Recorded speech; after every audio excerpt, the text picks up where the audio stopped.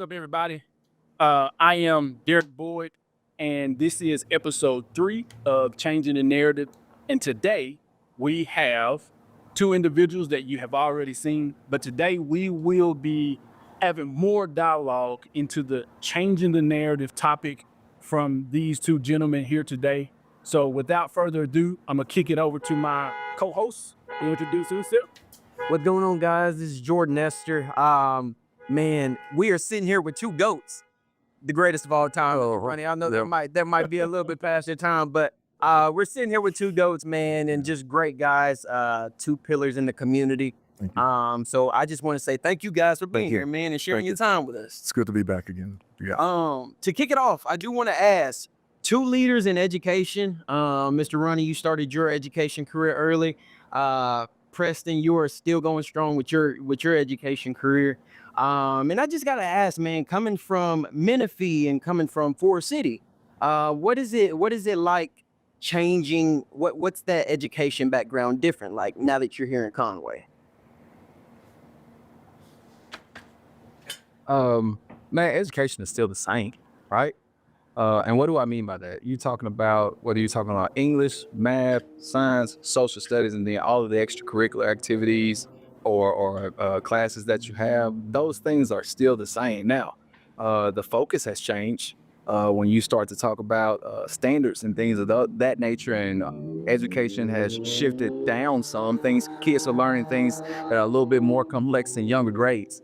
But that piece is still the same for kids. The biggest piece is getting our kids more focused at education, right? Getting them to take it a little bit more seriously. And kind of that piece is that has drastically changed is, man, there was a community, right? And so everybody had your back when you were a little bit younger and my age. Everybody was invested in you. And so now, man, there were kids that were raising themselves then, but that is happening even more now. And so the big thing for us in education-wise, when you start to thinking about it, is to being able to pull our kids along and gravitate towards that piece of helping them along this journey and motivating them to get it done. Right. Mm-hmm. So for me, higher ed, spend most of my time in higher ed. But education continues to be the most important tool that changes our society. So that has not changed. That has to be the focus. It is the pass card that gets us beyond where we are.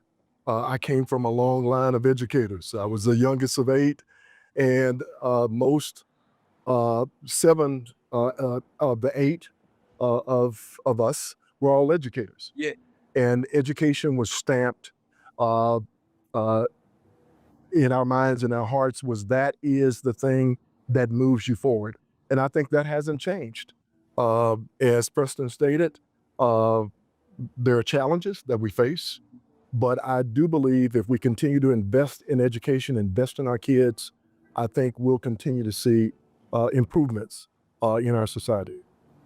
Definitely, and that you hit on one word, the investment, the time that we put in with those kids. You spoke about the community in the past, and getting to that point to see more of the community helping out where we can. That kind of leads me to wanting to understand or hear from you, Preston, of a moment where your presence or your direct support had a direct impact on the student. Like, I know that you have been engaged with the school district on multiple levels, most recently principal at the junior high. So talk about something, that sits with you in an experience that you've had with the child that you felt touched you as well as that child. I know there has to be a lot within in that role. So talk a little bit about that if you can. So I'm gonna hit you with 2, man. Jordan Esther sitting right here next to me. I coached him, and that was hard when that dude. Coach, I'm hard on him, man. But when you see what kids have in them, and it's your job and responsibility to pull it out of. And so he comes from a great family, but when they give him to me, Yeah. It's my job to pull a little bit extra out of them and to be able to invest and instill in them. And so that's one. But then, I mean, I just had recently one, man, I saw a kid out that is playing ball, and he said to me, like, I don't understand why you were so hard on me. So I didn't even coach him. I was his assistant principal. And he said, man, from the 8th grade, you were hard on me. He said, man, I go home and complain to my parents, and they would say, hey, Mr. Epps got it. Like, they let me take care of him. And I'm talking about from the day he came to the day he left in 9th grade up until he graduated high school. You talking about just giving him different tools in order to be successful. And so I had a chance to see him recently as he's playing college ball. And he said, man, I just didn't get it. I didn't grasp it. Like, why you were doing what you were doing. He said, but now I can. He said, man, you saw something in me, you were investing in me. And he said, now, man, I'm putting those things you were saying back then that I go, man, that don't even matter. He said, now I'm putting those things to use. So, man, that's why I do what I do. That's the reason I am who I am. That's the reason I go as hard as I go for kids. It's because I realize, and you got a little bit more in you. I just got to be able to pull it out of it because I see the trajectory of your future. Right. That's good. And just to hear that dynamic, that puts time into a little bit of perspective. Hey, I feel like we're becoming the unks up here. Now, I mean, pump the brakes now. Here we go. Uncle be here, so. Just to hear that was great. And I know that there has been other experiences even for yourself, Mr. Ronnie. Even on that higher ed perspective, I remember, myself being at UCA and hearing about, student services and who to go talk to. So could you also share something that was impactful to you as well as to one of the higher ed students? Sure. And so when Preston hands students off to higher ed, it's incumbent upon us to take those rough edges and over the course of 4 or 5 and sometimes 6 years, smooth those edges off and prepare them or help them and assist them in finding their rightful place in our society. And so in doing that, sometimes you have to be a surrogate mom and dad. You have to, and I cannot tell you the number of times that I've had students, particularly African-American students. I know that Pastor Maltbia is a good friend of mine, and Octavius Wright is someone that is a mutual friend of both of us. I adopted Octavius Wright. She was the first African-American female to serve as student body president. But I distinctly remember Octavius walking in my office with a problem, a major problem, and saying, I need for you to be dad for today. And that is when it dawned on me that my role as chief student advocate went beyond what happens in the classroom. You are literally a surrogate father for so many students, particularly African-American students. The other thing I'll tell you is as an educator, I learned that you have to take time to know your students, particularly African-American students whose challenges are unique. Right. They're unique. They're unique. And so I distinctly remember one situation where a student walked into my office, had a major financial issue that would have prevented her from continuing her education.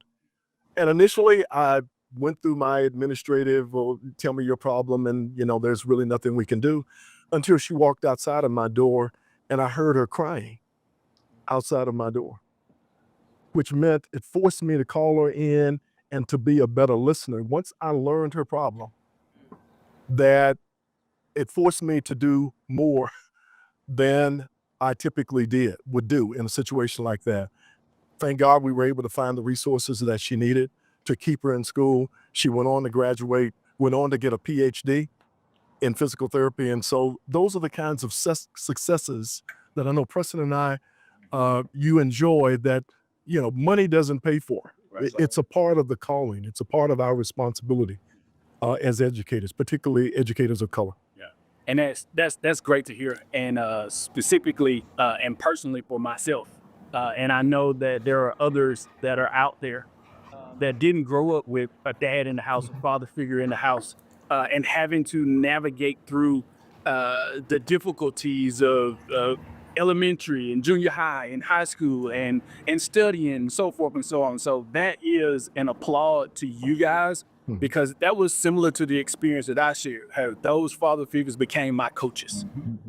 Even through times here at UCA, Coach Eliano really took me in and bestowed in me a great foundation that started with Christ.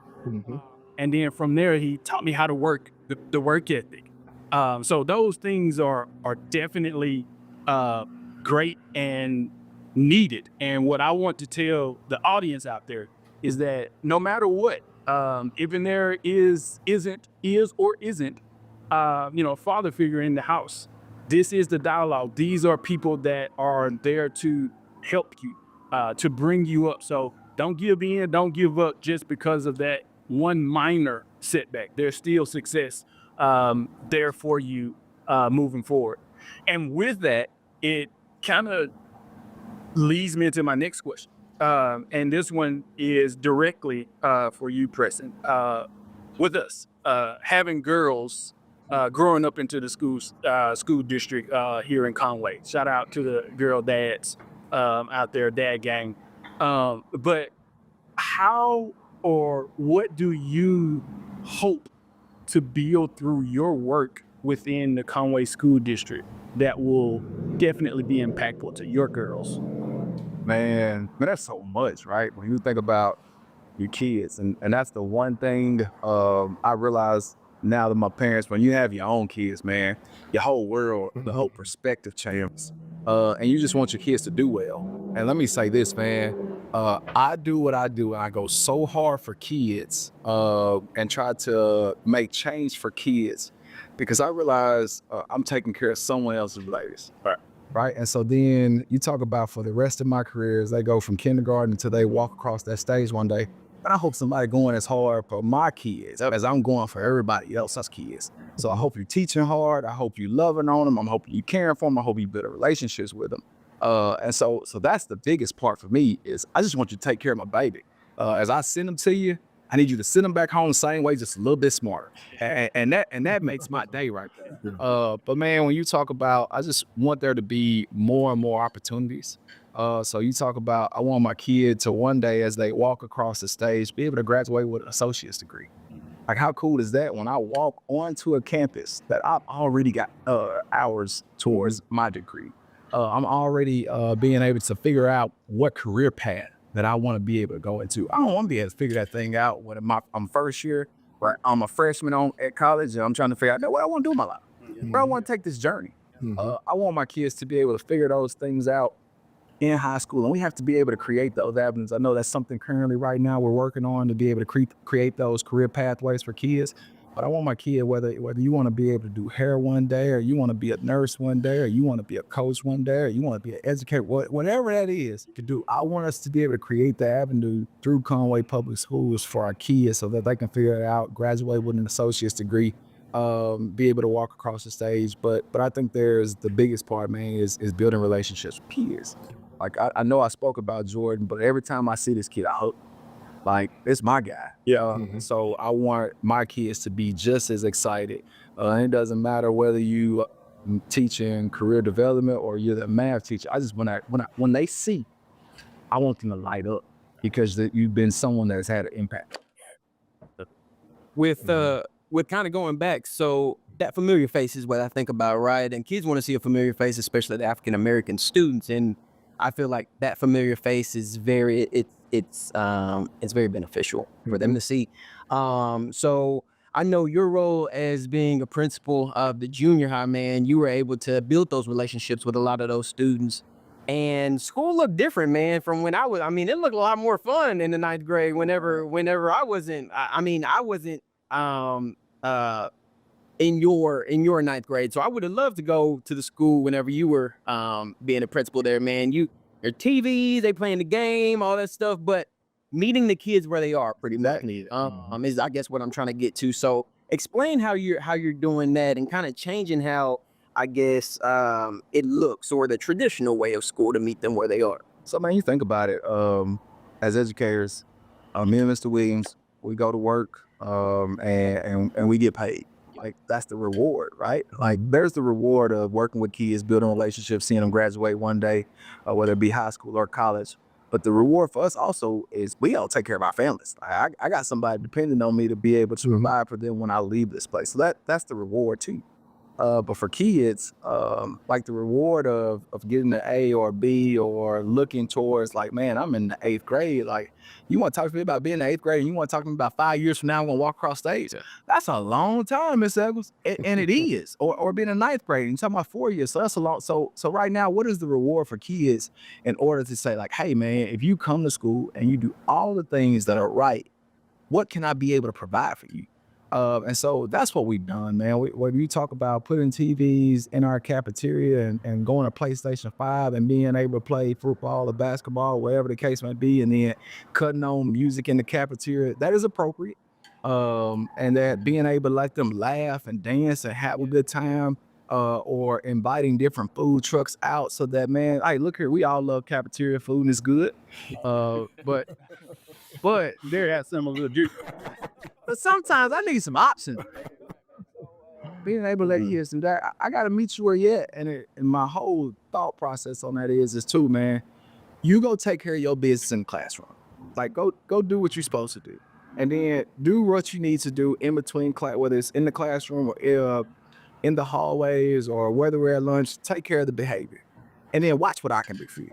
Like I can make this place fun and we can have a good time. And so that, for me, that's the reward for kids is we got to be able to realize graduation is that's a long goal. And so kids right now it's microwave, right? I pop that thing in the oven, I pop the thing in the microwave in 30 seconds, it's done. And if it ain't done, I can hit that button one more time, it's gonna add 30 seconds. So I want to be able to do that as well. Like I gotta have a microwave mentality for kids too, to be able to give them something immediate when they do well.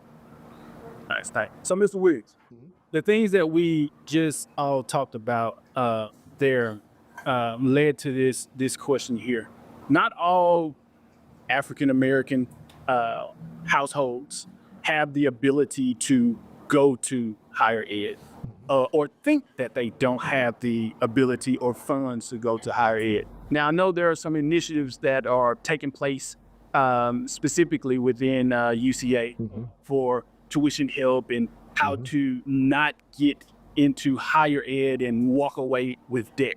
What advice would you give to maybe an individual or a family who feels as if higher ed isn't on their plate because of funding or because of the lack of schooling that they had in the past? What advice would you give? Well, I can tell you, University of Central Arkansas, I'm biased. There is a program there, so that if